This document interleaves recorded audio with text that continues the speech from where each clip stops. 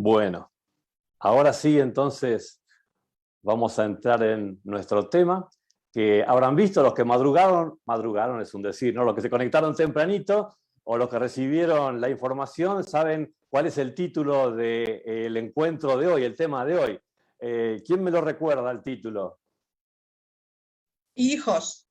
Hijos, así sencillito y cortito. Y como no quiero descubrir el tema todavía, si bien el título está, o sea que un par de ideas tenemos para dónde va, ¿no es cierto? Quería recordarles cómo ponemos a los hijos en el centro del escenario de la temática que vamos a compartir esta noche. Esperen que haga un arreglo acá para el Facebook. Listo, arreglado, ya está. Entonces, bueno, quería leer un versículo que nos ayude a pensar en qué significa un hijo. Bien, el versículo que quiero compartir está en Salmos 127:3.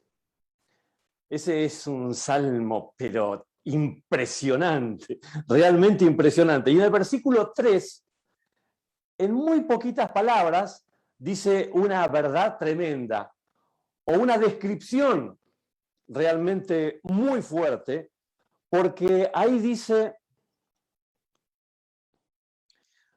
los hijos son un regalo del Señor, son una recompensa de su parte, un regalo de su parte.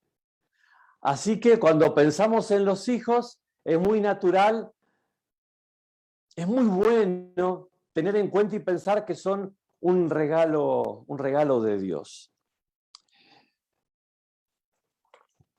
A ver, hoy tengo menos conectados por Zoom de los que esperaría, así que voy a necesitar colaboración también de quienes estén por Facebook. Estén atentos y yo les pido que puedan tener una devolución rápida de lo que les voy a preguntar. Porque imagino que de los que están conectados ahora, bueno, unos cuantos son papá o mamá, ¿no es cierto? Pero nadie nació papá o mamá.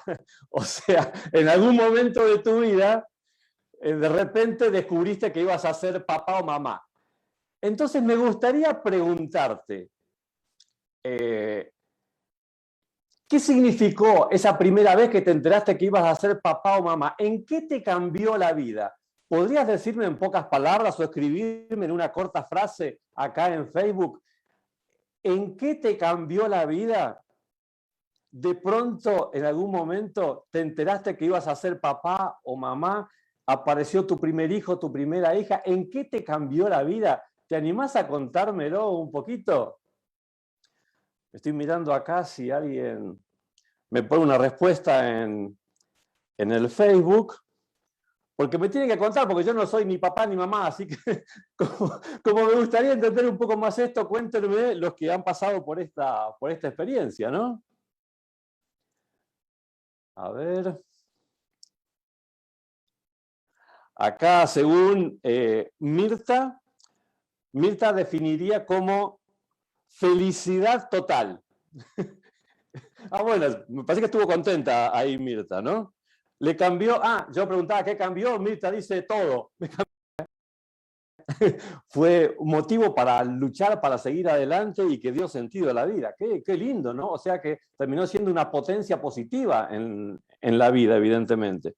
O sea que los cambios que vemos que mencionó Marta, por ejemplo, y estos son situaciones altamente positivas. Bueno, bien ahí. A ver. Yo también escuché muchas veces que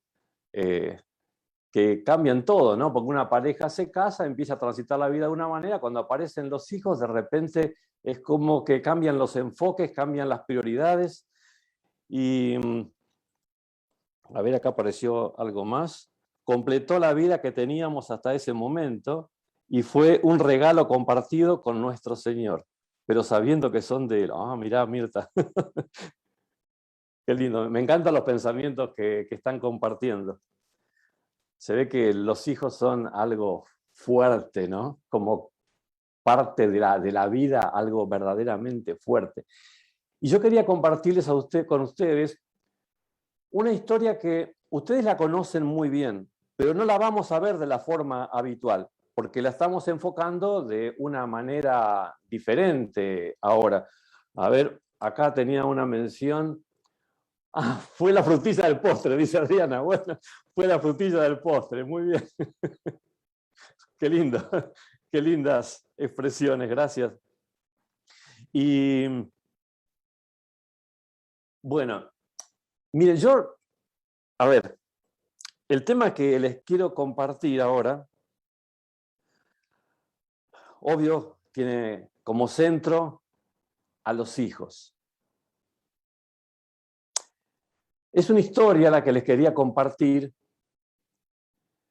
que la contó Jesús, una parábola, en realidad una enseñanza, en la que los hijos son protagonistas fundamentales. Y como ustedes la conocen, quiero que la veamos de una manera un poco distinta a la forma como solemos verla siempre. Estoy pensando en una parábola que contó Jesús y que la solemos conocer como la parábola del hijo pródigo. Entonces, como ya te enfocaste, ya te diste cuenta a dónde vamos ahora, después de todo lo que venimos mencionando antes, ¿no? Porque cuando mencionas al hijo pródigo, ya ahora lo leemos con una carga distinta, una carga especial.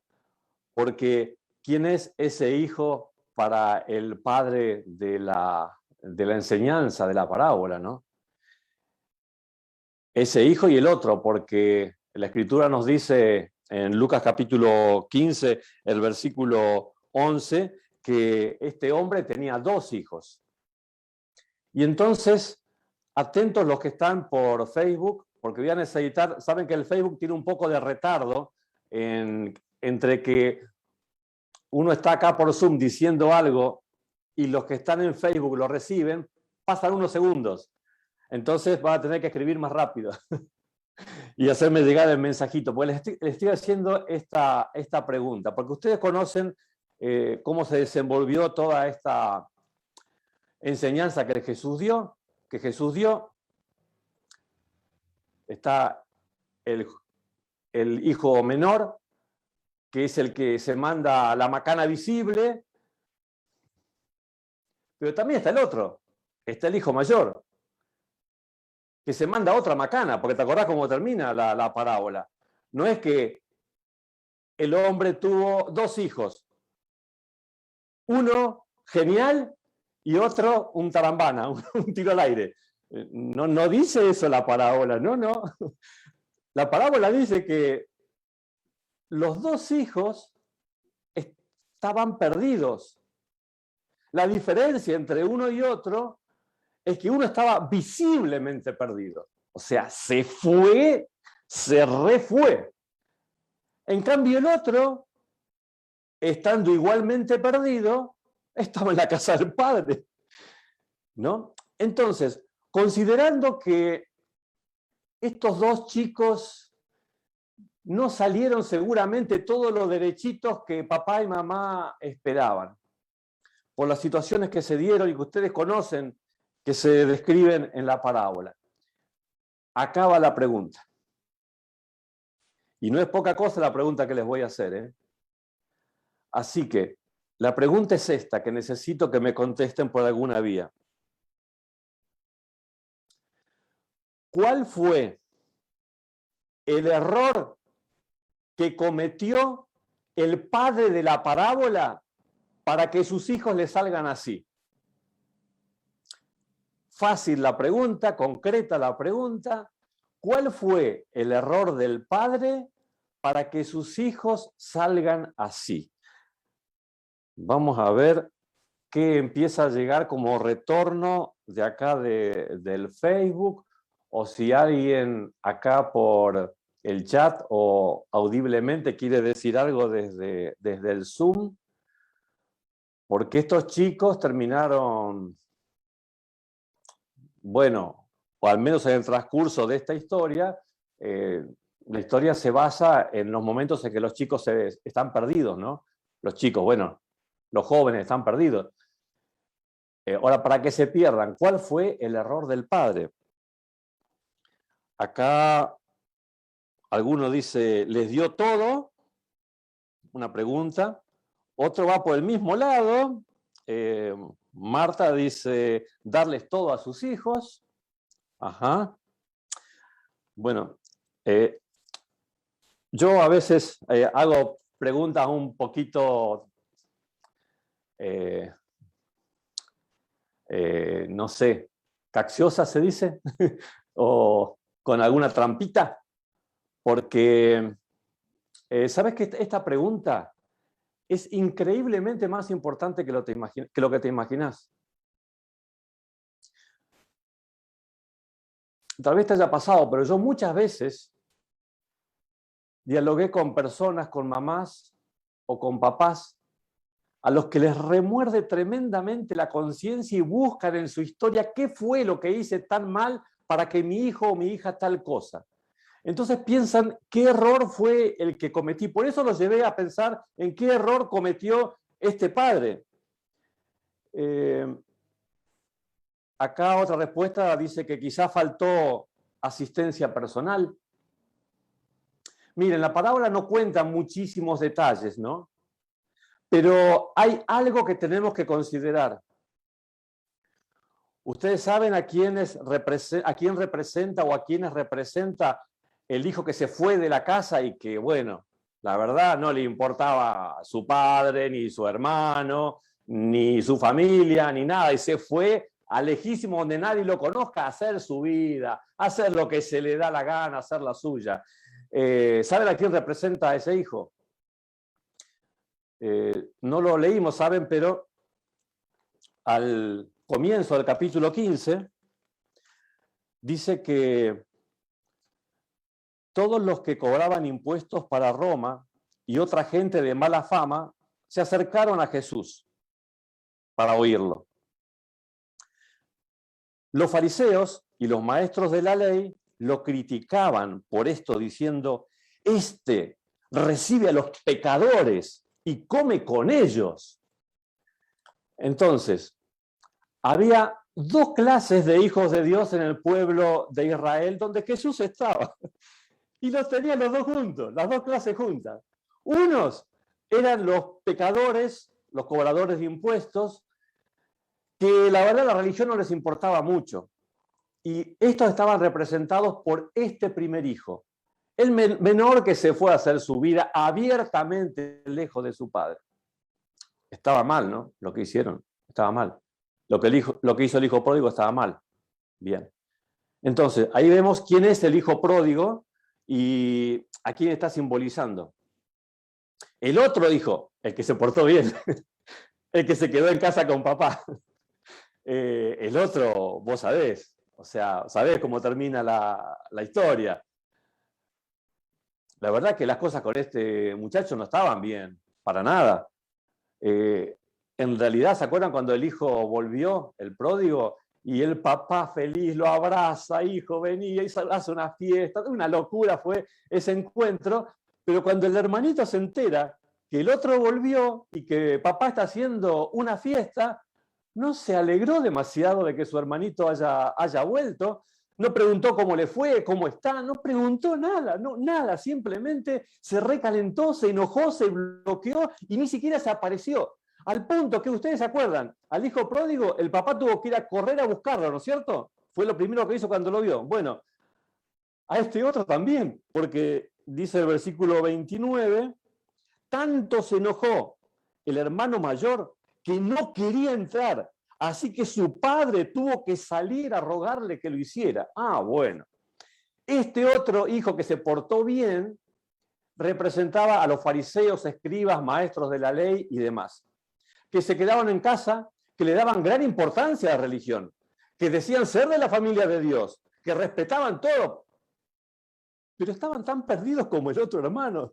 La diferencia es que uno se había ido lejos, visiblemente, y el otro estaba en casa. Te digo esto porque estamos viendo las representaciones de la parábola. Tenés al hijo pródigo y tenés ahora al otro hijo que se portó bien y sabés a quién representa. No sé con quién te quedás vos de los dos hijos, pero la pregunta que yo había hecho era, ¿cuál fue el error del padre? ¿Vos sabés a quién representa el padre? ¿Sabés que el padre representa a la misma persona que representa en la primera parábola al pastor que pierde una oveja y va a buscarla? Representa a la misma persona que en la segunda parábola que figura en el capítulo 15 es esa mujer que perdió una moneda y la busca hasta hallarla. En esta tercera parábola, esa misma persona está representada por el Padre. Esa persona es Jesús. El Padre representa a Jesús. Así que te repregunto, ¿cuál crees que fue el error del Padre ahora que lo estamos identificando con Jesús, ¿no? ¿Sabés que no cometió ningún error que haya provocado como consecuencia que uno de sus hijos se pierda lejos de su casa y el segundo se le pierda adentro? No fue un error del padre. ¿Sabes por qué quiero hacer un énfasis en este detalle de la parábola? Detalle, no es un detalle. Porque yo creo que es muy duro para quien tiene hijos cuando a veces por ahí siente que quizá no responden a lo que ellos quisieran, especialmente lo que tiene que ver con la salvación. Dios tiene sus tiempos, ¿no es cierto? Pero yo, si te hubiera tocado, a algunos de los que están conectados le hubiera tocado vivir una situación así, o estarla viviendo, o temer que podrían llegar a vivirla, quiero que sepan que cada persona, cada hijo de ustedes es libre. Y cada uno de ellos elige su destino. Y que si bien nosotros como papás podemos dar una gran influencia, y es importantísimo que lo hagamos, siempre cada uno define qué es lo que hace con su vida. Así que yo te invitaría a que no estés por ahí dándote demasiado vueltas en tu cabeza de qué fue lo que hice mal, porque quizá no se trate de nada que hayas hecho mal, sino que simplemente las personas a veces elegimos seguir caminos que claramente no son inteligentes, no son buenos caminos.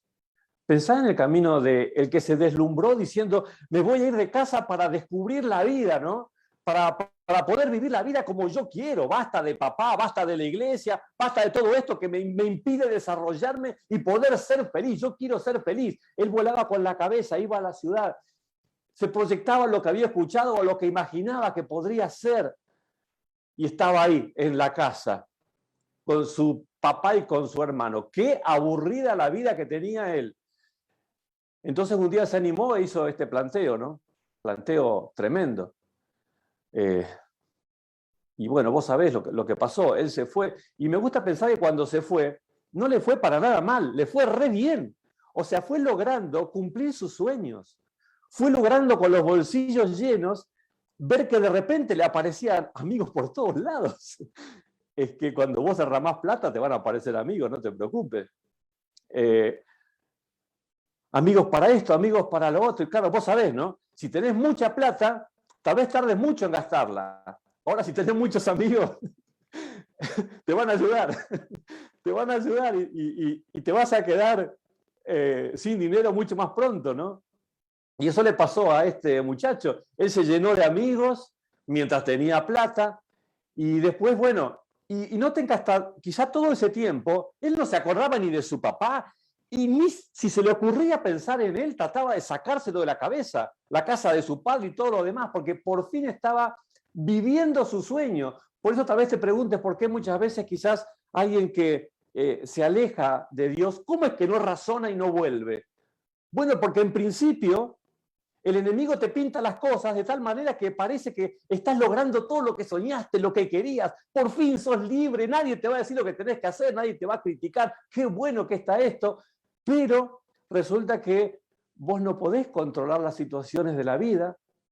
Hay un montón de cosas que se escapan a tu control y muchas veces a todos la vida nos golpea duro, como le pasó a este muchacho. Estaba allá lejos, en un país extranjero, y de repente vino una desgracia a la región y él terminó, vos sabés, cuando empezó a buscar socorro, amigo, los amigos que habían compartido con él las parrandas de tantos días, tan bien que la pasaron, de repente nadie lo conocía. De repente todos lo dejaron en banda. De repente todos desaparecieron. ¿Esos son los amigos que había conseguido? Bueno, algo bueno de la desgracia fue darse cuenta de la clase de amigos que había obtenido. Nadie le dio una mano. No hubo uno que le dé una mano que le ayude. Tenía hambre. O sea, ¿entendemos? No es que le faltaba plata para poder seguir saliendo de parranda. Tenía hambre. Estaba pasando verdaderamente hambre y no hubo uno que le dé una mano. Así que consigue, dentro de esta desgracia que está viviendo, consigue que una persona del pueblo le dé un trabajo, que es el trabajo de cuidar chancho, vos sabés, ¿no? ¿Tuviste la oportunidad alguna vez de ver un chiquero? De ver dónde es el lugar donde natural y normalmente se cría un chancho? Es algo realmente muy feo. O sea, por ejemplo, podés cerrar los ojos y ya sabés que estás ahí. ¿Por qué? Porque hay un olor a chancho que no puede ser. Es tremendo. ¿Vos sabés lo que comen los chanchos? Algunos yo escuché decir que dicen que el chancho... Pobre chancho. Dice que el chancho es el recolector de residuos ambulante que creó Dios, ¿no? No sé. Porque la verdad el chancho come basura y bueno, y cuando vos ves un lugar tan feo como un chiquero con barro, suciedad y todo, que vos no sabés cómo esquivarle a eso, el chancho se revuelca y es feliz. Y bueno, y ahí lo mandaron a este muchacho a cuidar los chanchos, ¿no? Y sabés que cuando Jesús contaba esta parábola, los fariseos que estaban escuchando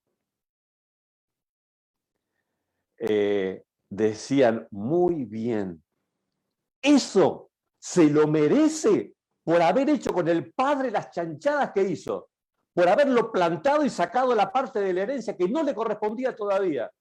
Se lo merece. Eso es lo que tiene que estarle pasando por lo que hizo. Bien, buen castigo. Estaban contentos por cómo estaba desenvolviéndose la historia, ¿no? Pero, bueno, no siempre. ¿Vieron ese dicho que dice, no hay mal que por bien no venga? En este caso encuentra una realidad extraña. Y ¿sabés? Tiene que haberte pasado más de una vez en la vida de descubrir que lo que aparenta ser una gran desgracia quizás en tu vida, una gran crisis o un gran problema, termina por ahí convirtiéndose en una terrible bendición. Es raro, ¿no? Porque a veces las bendiciones de Dios vienen con un embalaje extraño y no muy atractivo. En este caso, cuando el chico este está en el fondo del pozo, cuando está envidiando la comida que comen los cerdos, porque ve a los cerdos comer esa porquería, pero él quisiera también comer, aunque sea esa porquería, pero nadie le daba ni siquiera eso. Por lo tanto, está en un nivel tan bajo, tan en el fondo del pozo, que está envidiando al animal más repulsivo que podía haberse imaginado. Y estando ahí, en el recontrafondo del pozo, es que su cabeza de repente le explota, ¿no? Y como que empieza a decir, ¿pero qué hiciste? Él está como empleado ahora y no le dan, pero ni la comida de los chanchos. Y él conocía empleados. Los empleados que él conocía eran los empleados de su papá. Y él sabía cómo su papá trataba a los empleados, cómo le pagaba a sus empleados. Y no era muy parecido a lo que estaba viviendo él. Y entonces en ese reflexionar, en ese pensar, dice que él volvió en sí, reflexionó, pensó, se dio cuenta quisiste hacer la tuya, acá terminaste. Saben que esos momentos son críticos en la vida de las personas y muchas veces son los que definen que una persona pueda a partir de ahí en adelante dar los pasos correctos o bloquearse definitivamente a la voz del Espíritu Santo. En este caso, hay algo que sabemos que ocurría constantemente. Este chico se fue lejísimos de la casa de su papá. Sí, se fue lejísimo. Pero su papá nunca dejó de interceder por él. Y así cuando llegó este momento de crisis donde él estaba quizás definiendo qué es lo que haría con su vida, la oración intercesora de su papá tiene un efecto al momento, un efecto puntual. El Espíritu Santo le toca la mente y él dice, voy a volver a casa de papá. Era el momento para que el Espíritu Santo toque su mente, porque ahora estaba sensible. En los meses anteriores él no estaba sensible. El Espíritu Santo lo llamaba porque su padre intercedía por él, pero él no escuchaba, estaba totalmente bloqueado. Pero ahora las cosas cambiaron y ahora sí está escuchando. Y cuando escucha, dice, fui un desastre. ¿Cómo hice lo que hice? Tengo que volver, pero ¿cómo voy a volver con papá? Después de todo lo que hice. Entonces, ustedes vieron cómo él empieza a reflexionar, ¿no? Dice, lo voy a leer de la Biblia, esta parte. Dice, regresaré a casa de mi padre, estoy en el versículo 18, del capítulo 15 de Lucas, y le diré, Padre mío, he pecado contra Dios y contra ti. Ya no merezco llamarme tu hijo. Trátame como a uno de tus trabajadores. Esto es lo que él tiene en mente. Y yo creo que a esta altura, aquellos que están escuchando la historia, me planto del lado de los fariseos, ¿no? Que tal vez cuando Jesús está haciendo esta reflexión dicen, bueno, si tiene la caradurez de volver, mínimo, por lo menos que se está encuadrando como un empleado, no pretende ser hijo, bueno, ponele que zafa. Y la cosa, ustedes saben, no quedó ahí. Porque este joven no debió tener nunca la cara para volver. Tenía 1000 razones para no volver por todas las macanas que se había mandado. Sin embargo, la reflexión y lo que el Espíritu Santo hizo en su mente, en ese momento que él estaba ahí en el chiquero, generó algo que se llama esperanza. Y cuando la esperanza empieza a arder en un corazón, aunque sea un poquitito, una pequeña llamita de esperanza, eso es algo que es verdaderamente incontenible. Y así fue que dice que se puso en camino, dejó los chanchos ahí, abandonó todo. Él se fue, así como te imagines que puede estar después de tanto tiempo sin comer, sin bañarse, con la ropa que es un desastre, descalzo. Se puso en camino y regresó a la casa de su padre. Vos sabés cómo continuó la historia. El padre no estaba enojado con su hijo. El padre de todos los días salía a esperar que él venga. El padre, en cuanto lo divisó a la distancia, porque estaba en guardia, el papá, porque él estaba orando todos los días por él y sabía que iba a volver, sabía que era cuestión de tiempo, y cuando ese tiempo llegara, él no quería perder un segundo. Es lo que nos dice la parábola, es lo que nos cuenta con la ilustración. Y en cuanto lo ve allá y reconoce la forma de su hijo, sale corriendo para recibirlo. Y ustedes vieron que el hijo empieza a ensayar la declaración que había hecho y el padre no lo deja terminar, lo abraza. Y ustedes saben, cuando el padre abraza al hijo, el hijo no se había bañado. El hijo olía a chancho mal, descalzo, sucio, las ropas todas arruinadas. El papá no estaba así. El papá estaba con la ropa bien, el papá estaba limpio, pero no tuvo asco de su hijo. Claro que no. ¿Cómo lo iba a tener? Esta parábola nos está contando cómo Jesús se siente cuando un hijo suyo vuelve otra vez al hogar. Lo que Jesús estaba enseñando con esta parábola era el cuestionamiento que los fariseos le estaban haciendo. ¿Cómo este se junta con pecadores? Porque ellos sentían que a un pecador tenés que tenerle asco y tenerlo lejos. Y Jesús estaba comiendo con ellos. Jesús estaba queriendo que entiendan por qué él estaba actuando como estaba actuando. Ustedes saben que después que todo eso ocurrió, ¿no es cierto? La historia con el hijo mayor también está mal. El papá tuvo que salir a buscarlo para que el hijo vuelva, le hace recapacitar. Y bueno, todas estas ideas que conocemos que están en esta parábola. ¿Vos sabés de los dos hijos a quién quería salvar el padre? ¿Cuál de los dos quería salvar el padre? Claramente a los dos. Ahora, vamos a tener que reconocer una cosa, ¿no? La familia de Jesús es complicada.